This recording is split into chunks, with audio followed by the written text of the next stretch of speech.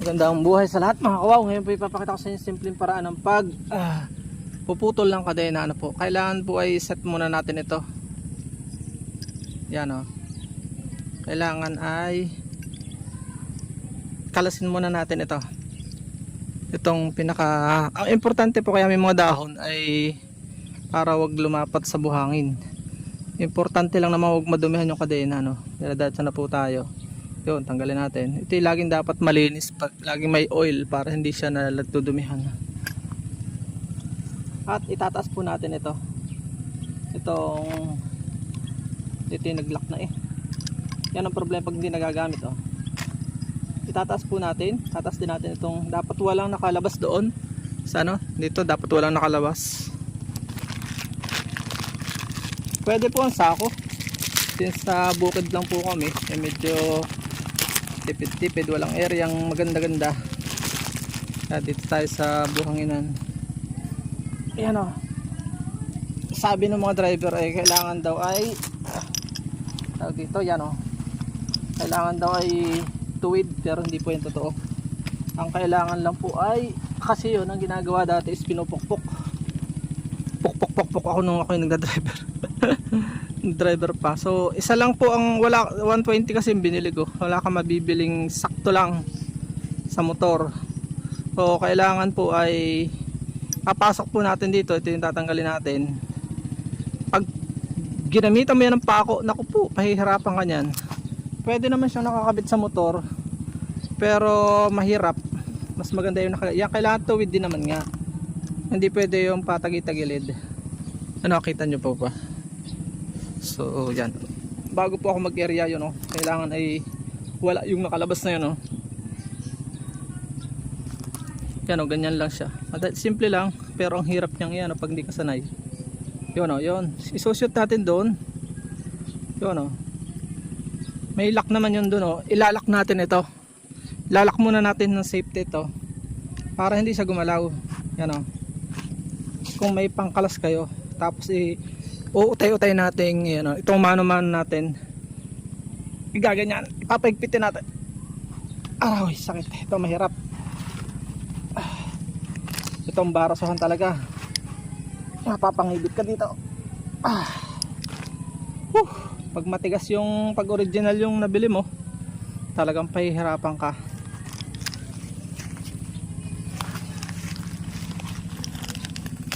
Yun na. Kaya maganda may sapin niya, bumauna sa buhangin. Sapin na natin ang tsinelas para huwag siyang bumaon.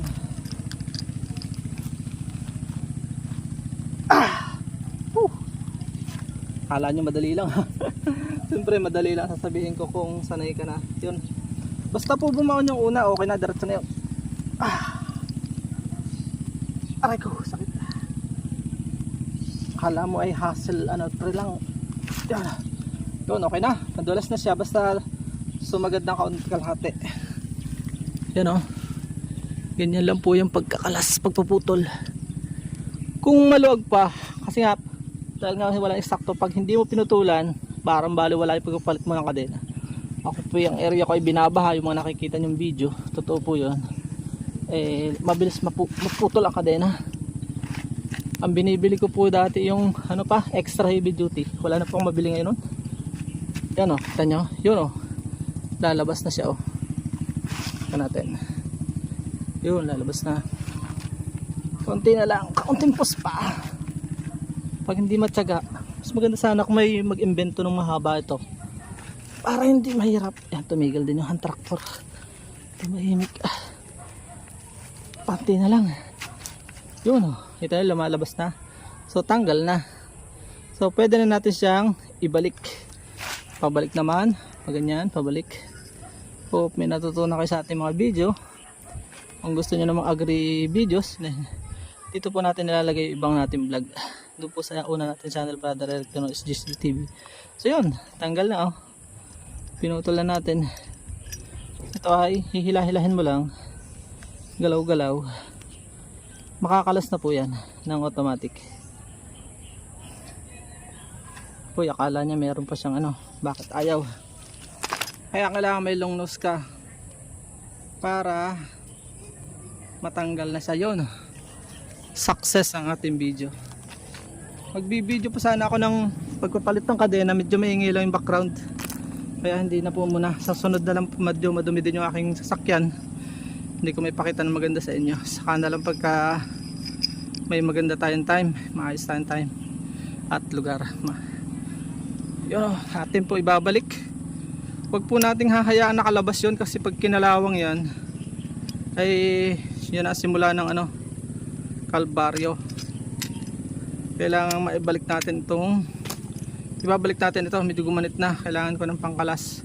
Ibabalik ko po yan dito para bago ito stock, hindi siya nakalabas, para wag pasukan ng kalawang. Ganun po yung tip ko sa inyo. So yun, lagi po kayo dapat may baon ito. Wala pang 500, nasa 250 na lang yata ito, Japan. So yun, maraming salamat, bye bye and God bless. Please support all Filipino vloggers. Pakita natin sa mundo, nagkakaisang lahing Filipino. Babay muna po hanggang sa muli nating usapang motorsiklo.